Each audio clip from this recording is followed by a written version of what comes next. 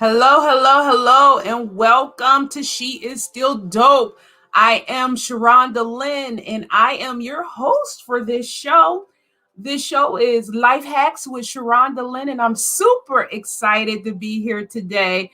Let me tell you, I'm going to give you a couple minutes to kind of catch up and get on here, and I am going to go share this. I don't know why I didn't do that at first. Normally I share this and everything, but I want to be sure that I put this on my page. I hope everybody has been having a fantastic day. You ever have one of those days where you are just like one step away of losing it? Or you just are one step away from being overloaded? That's been me. That's been me today. And I just want to thank you for coming on here. And as I find this video, I don't know why it is always like the worst thing for me to find this video. Okay. All right. I see it. So I'm going to share it now. I'm just going to make it public. But thank you so much for tuning in. Today is a really special broadcast for me. I usually don't talk about me much. Like I talk about it, but I don't really give you the ins and outs sometimes. And today God has told me to reveal some things. And I have to admit, I'm a little nervous. And I think that in itself has been a challenge. But listen, please like and share this video. This is going to bless you. I promise. This is going to encourage you. This is definitely going to make you see things a little differently. And if you know someone who is struggling or going through right now, let me encourage you to share this with them as well. I hope that this blesses you, but even if it does not, maybe it'll bless somebody else. So please share it. Please remember to like and share and watch She Is Still Dope TV. It is an awesome group of women and sometimes men that come through here, and they always have something good to say, from health to encouraging scriptures to a whole bunch of different things. And I am just excited. People are on here from all over the world, and we get the opportunity to just connect with people all over the world. But now I've been stalling. And I'm going to jump into this thing. Today, our topic is letting God take over for real. Letting God take over for real. And God, when I asked God, I said, okay, God, how am I going to, really explain this? And he told me that I needed to explain it the best way that I could and take you back to a time when I didn't have the most control over anything, and I had to let God take control. And it was not, it was not the easiest process for me to do that, but it was so worthwhile. When I was married to my ex-husband, I am married now to a wonderful man. But when I was married to my ex-husband, we had all kinds of things going on. He was into, he was a pastor. I called him, when I first met him, I called him a junior bishop because he just carried himself that way. And he turned out to be not the greatest person. If I had to base Christianity off of people, there are some people that would have turned me totally away from the love of God. And he was one of them. With him, I had to deal with verbal abuse on a whole nother level. It was debilitating. It was hurtful. It was faith shaking. It was a tool that was created by the enemy. I'm going to be real. It was created by the enemy to separate me from everything I loved, including God. Like there was no other thing. And that's what the enemy will do, right? He'll start sending things your way that's going to shut you down and shut you off and cut you off from what God has for you, from your destiny and your vision and the blessings and the anointings that he has coming your way. So I know that many of you have felt this way before. You've been attached to something or someone or something that tore you down physically and mentally. And I mean, everything hurt. Your very being, as you walked, as you moved, it just hurt so much that it didn't matter how good your health was. It didn't matter whether you felt good at all. It just didn't matter. You know, when our feelings get so crazy and the pain is so rich, it doesn't matter. It doesn't matter whether you were supposed to be progressing forward, but you're stuck in a place. Heck, you're just trying to make it to the next moment, let alone the next day. You don't even care that you're not progressing forward. And at the worst of this abuse that I was going through, he was physically threatening, even though he never hit me, even though he never physically laid his hands on me. He would do stuff like hit the wall and put a hole in the wall, or he would act unhinged, like crazy, like manic. It was unbelievable. He would degrade me and compare me to others who he felt were better wives, or they were better first ladies, or they were better pastors, because I was definitely ordained while I was married to him, but not by him. A lot of people think that my husband ordained me. My husband didn't ordain me. But at any rate, he would lie to me about what my friends said, about what my family members said. Anybody that cared about me, he came for them. It was an act of separation. And I know I'm not the only one who has gone through this, but this is part of my testimony. I was a shell of a woman. Right? When you go through things like this, it's not at your strongest self. It's like you're weak, you're in the storm, and remember that it's what you do while you're in the storm that's going to declare and decree your outcome, right? So I was depressed, I was hurting, I was defensive to the point where I had weapons, and I'm not going to say what weapons, but I had weapons hidden around my house just in case this fool, excuse me, just in case my ex at the time, he decided to do something crazy and different. I had to be prepared. It was an absolutely crazy time in my life. I remember that I had a client, because I'm a web and graphic artist. I had a client that needed me to create a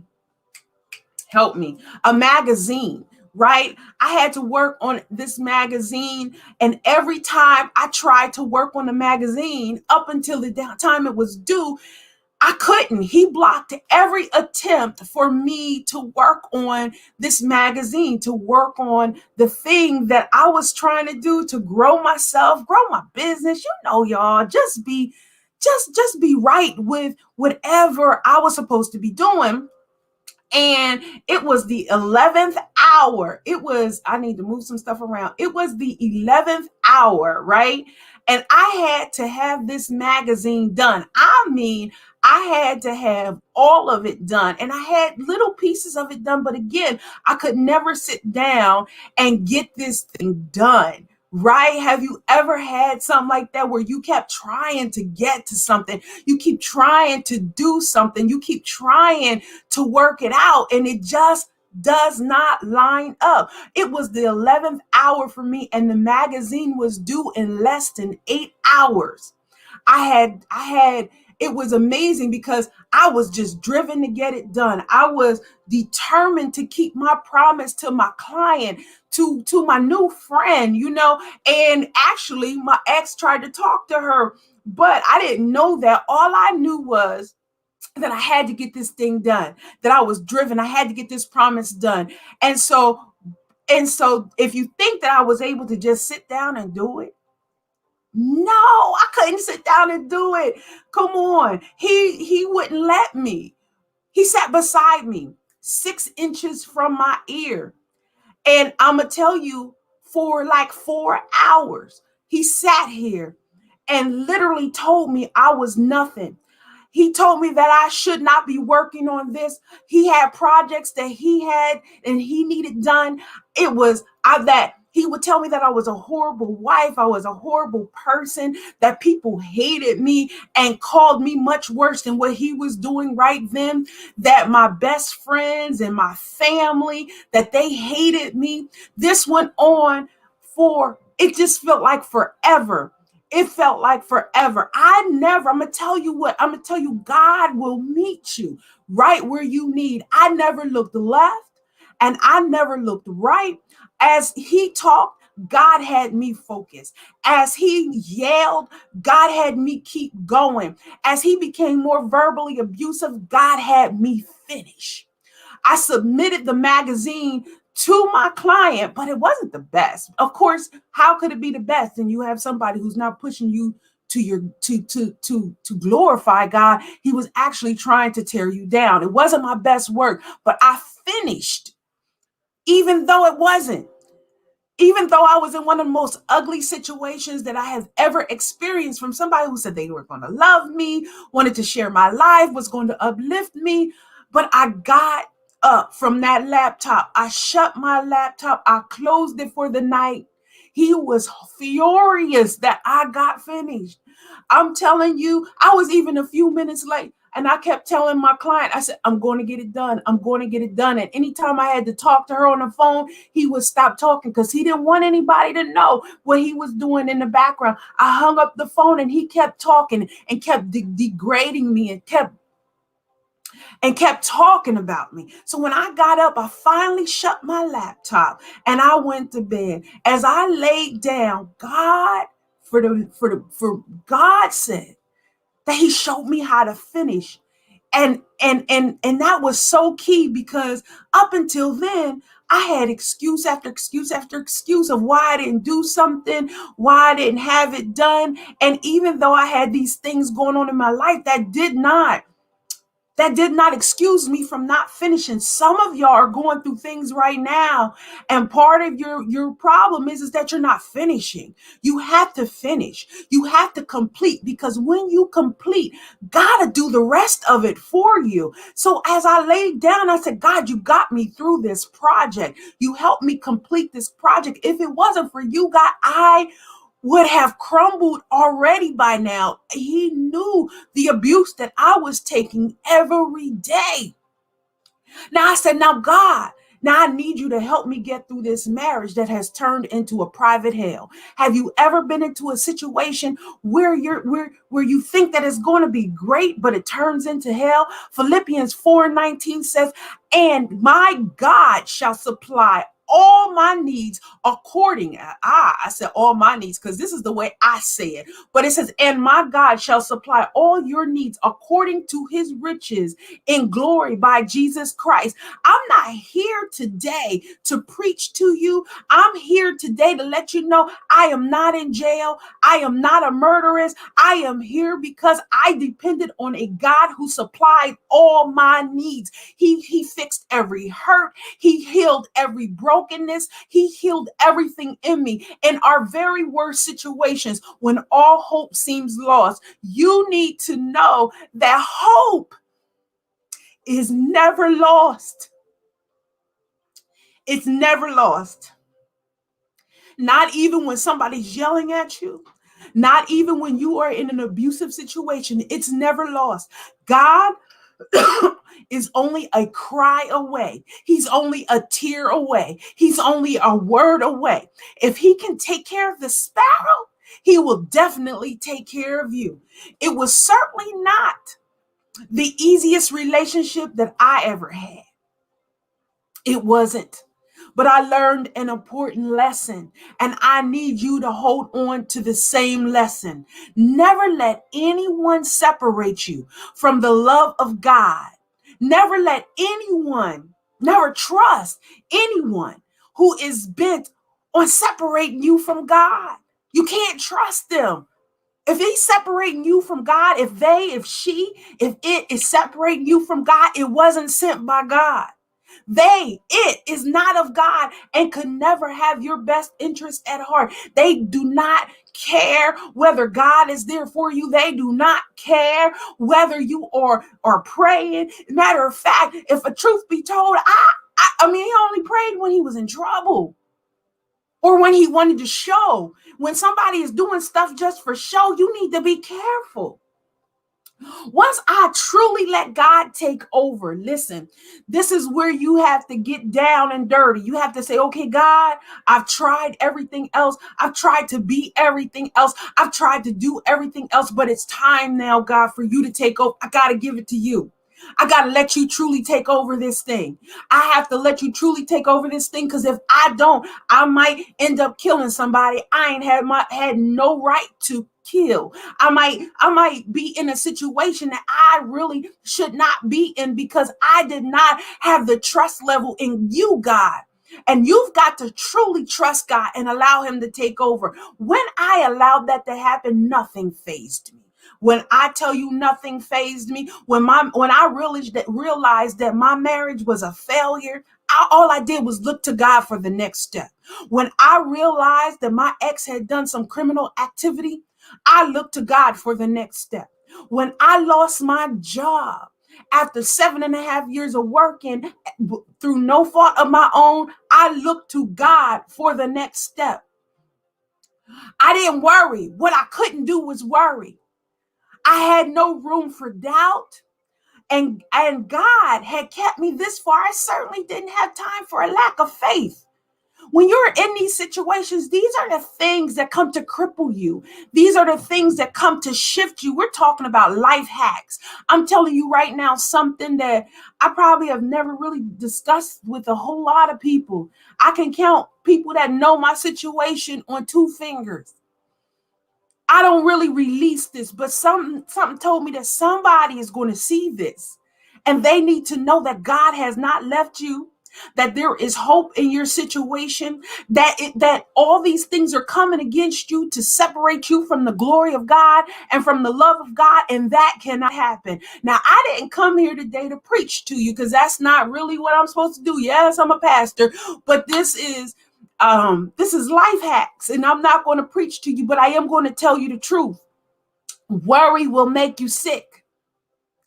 Doubt will make you worry. Lack of faith will make you doubt. And being separated from God will enhance your lack of faith. I'm going to say that one more time. Worry will make you sick. Doubt will make you worry.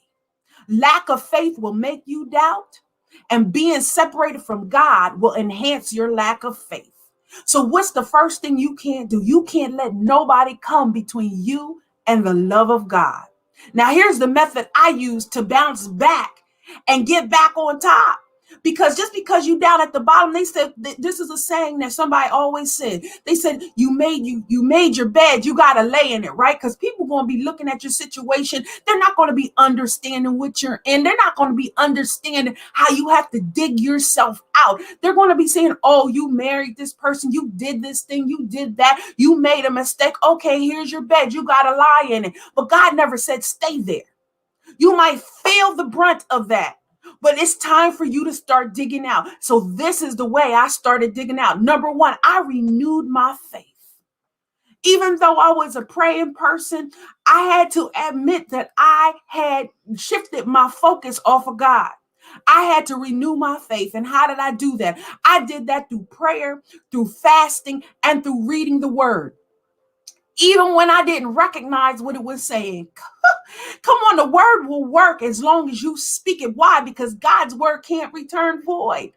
Next thing I had to do, I had to focus on my next step, what God wanted me to do. I had to focus not on who was or who was not supporting me, because most of my family and friends, remember, he separated me. Most of my family and friends really weren't a part of my world at that time. I only had God to rely on. So I was like, God, okay, what's next? And he will put things in my path, and he will help me grow in some areas. I had to rely on God. And the last thing I had to do, which many people who have gone through something traumatic, who have not, achieved the status they think they should have achieved, have made mistakes along the way. What we don't do is this. We will do this for everybody around us, but we won't do it for ourselves. And I had to forgive myself.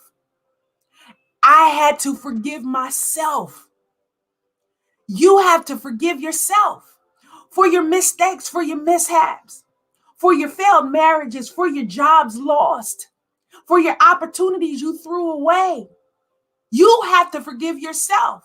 And then I also tacked on something else at the end of this. I turned to a life of gratitude. So every time I wanted to be negative, I thanked the Lord. Every time somebody did something to me, instead of snapping back and snapping at them, I took a breath and I thanked the Lord. I turned to a life of gratitude. I forgave myself, and I had to realize that everybody has their process, even me. I was a perfectionist. I was unforgiving to myself to the point of ridiculousness. I am super hard. Are you super hard on yourself too? I'm super hard on myself. I can't even imagine how I even got this far. I'm so hard on myself. But we have to forgive ourselves. Not only it's okay for us to turn around and forgive family. We forgive people that have hurt us. We forgive people that have tried to cut us down, tried to kill us. But what we haven't done is forgiven ourselves for allowing those things to happen to us, for allowing ourselves to meet those people. What in the world was I doing? This is what I would ask myself. What in the world were you doing? How did you feel? How did you let them in? How did you let them take advantage of the situation like that? You have to forgive yourself for those decisions. We all have a process. Now, I can't leave you today without giving you some apps to help you in your process, to help you let God take control of everything, to give God all glory, to allow God to work on your behalf. Number one, get a Bible app. Now, I love the Bible app. I love it because it's a no-brainer. You know why? Because they have plans in the Bible app that will take you through your stuff. Now, when I was going through, I didn't look at the Bible app quite that way. I looked at it as just a place, and it was a new app. So it was just a place for me to read the word when I was out and about and I had my phone. So the Bible app, but now, and I have a bunch of friends and colleagues and people on the Bible app. It tickles me every time I get an email and I see that people have started different plans and they're working through their hardest frustrations, their embarrassments, their places of shame. They're working through that. The Bible app is amazing. And I always talk about the gratitude app. If you can go to a restaurant and disrespect the waitress when the waitress is having a bad day without checking the waitress. In other words, when and this used to be me, I can only talk about me. I used to go to the restaurant, and if a waitress treated me bad, I would make sure I didn't tip them. This was me back in the day. I would make sure I didn't tip them. And God worked on me on that. That was one of my first gratitude actions, to tip better. And so I had to stop, and what I did was I didn't see the situation as, I didn't take it personal. I didn't see the situation as the waitress being mad at me because I just got there. I turned around and I would say to the waitress, do you need to talk? Is there something that I can do? Thank you so much for being here. I would just express my gratitude. And I can't tell you, in situations where you meet somebody, they just mad, how that turns them around, because they don't really understand sometimes or really see that they are putting that on you. So I just want to encourage you today, whatever you're going through, God can take care of it. Let God handle it. Let him be in control. Let him do everything that he is supposed to do for you. Let him take over for real. All right. I am Sharonda Lynn. Thank you so much for listening to me today. You can find me on Facebook, Twitter, Instagram, mostly all the little apps at Ask Sharonda Lynn. Listen, I hope to see you next week, and I hope you got something out of this. If you have, make sure you comment below. I know I'm talking. I'm not looking at the comments, people. I'm not. I have a problem with that. I'm going to try to get better with that, but it distracts me. I mean, I be so distracted. But listen, I love you with the love of Christ. Go forward today knowing that God is more for you and that you have heaven on your side. Amen. And listen, when you go forward, take your smiles with you, because when you see someone who doesn't have one, you can give them one of yours. So I will talk to you soon. Take care. Have an amazing day.